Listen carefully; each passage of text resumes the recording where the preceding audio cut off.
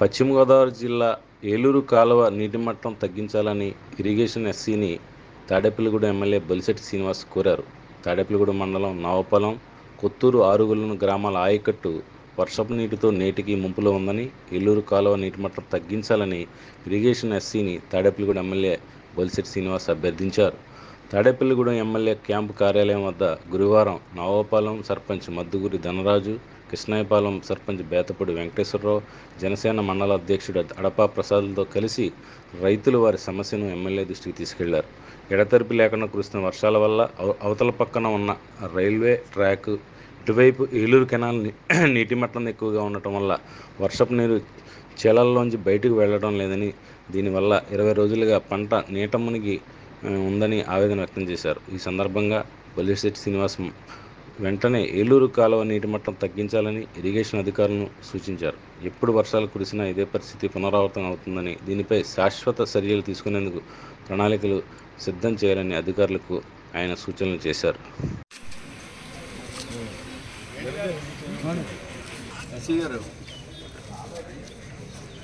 నమస్కారం. ఇప్పుడు ఈ నవాపాలెం ఈ ఏరియాలో వాటర్ బాగా మునిగిపోతుందండి. కొద్దిగా ఏమైనా తగ్గించడం కుదురుద్దా?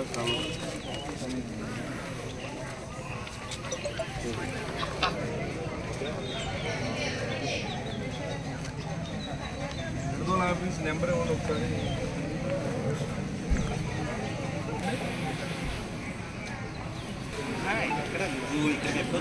ఆయన అంటాడు కింద నీళ్ళు వెళ్తలేదని అంటాడు. ఆయన కాలువలో చెట్లు అయి పడిపోయినాయి, అవి ఏమో తీయించట్లేదంటే వాళ్ళు ఎవరు అడ్డంతరం పెట్టారు. నా దగ్గర రండి మాట్లాడుతాను, మళ్ళీ కనపడలేదు.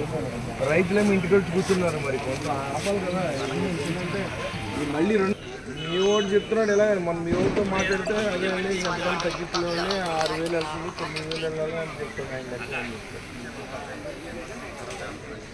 మీరు కూడా మాట చెప్పండి.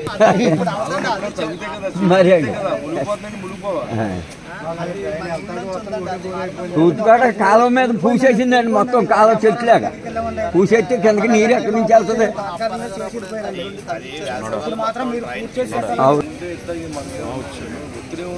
మరి అంతే అండి. ఎనర్జీ వచ్చింది కదా మీకు ఎంతో కొంత 3-40 ఇబ్బందిగా ఉంటే మీ గురించి కాదు, న్యాయంగా వేయాలి. మనం సైకిల్ కూడా వెళ్ళకపోతే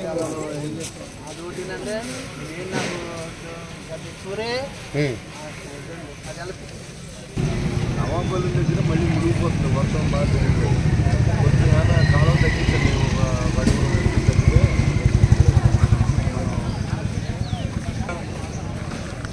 తాగునీరు సాగునీరుకి ప్రయారిటీ ఇవ్వండి. సాగుపోయాక మీరు డబ్బు ఇస్తే ఉపయోగం ఏంటి? ఇప్పుడు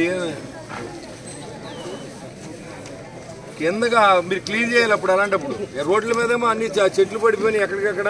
అవన్నీ క్లీన్ చేయకుండా నీళ్ళు వెళ్ళకపోతే కిందకి వెళ్ళకపోతే ఏళ్ళు ఏం చేస్తారు? వీళ్ళు మునిగిపోవాలందుకుని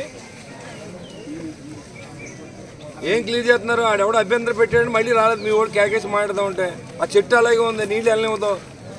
మీరు డ్రైన్ క్లియర్ చేయకుండా రైతులు ముంచేస్తారేంటి? కొద్ది చెప్పండి మీ ఎస్సీ గారికి, కొద్దిగా ఆపమని చెప్పండి. కింద వాళ్ళు వస్తే మాట్లాడదాం. వాళ్ళకి ఇబ్బంది ఉంటుంది. ఒక రోజు ఆపితే ఈ తేలితే ఆ కిందకి వెళ్తే పోయిన తర్వాత ఆపుదాం. అలా అడ్జస్ట్ చేయాలి. కానీ ఆ కింద వాళ్ళు మునిగిపోతుందంటే ఎలాగా? రోజు వర్షం పడితే ఎక్కడ మునిగిపోతుందమ్మా? కొద్దిగా ఆపండి, కొద్దిగా తగ్గించండి దాన్ని. నిజంగా వాళ్ళ నుంచి గొడవ వస్తే అప్పుడు వీళ్ళకి చెప్పి వాళ్ళు వదులుదాం. మళ్ళీ అక్కడ అయిన తర్వాత ఇక్కడ ఆపుదాం. ఏదో చెయ్యండి, అంతేగాని అలా చేయకూడదని ఏం లేదు కదా మనకి.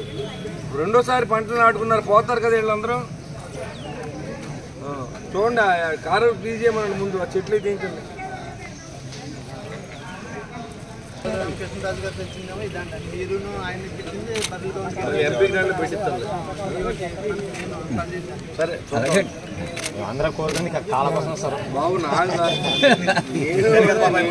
6,000 వెళ్ళి 4,000 ఇంకో 1000 తగ్గించమన్నా.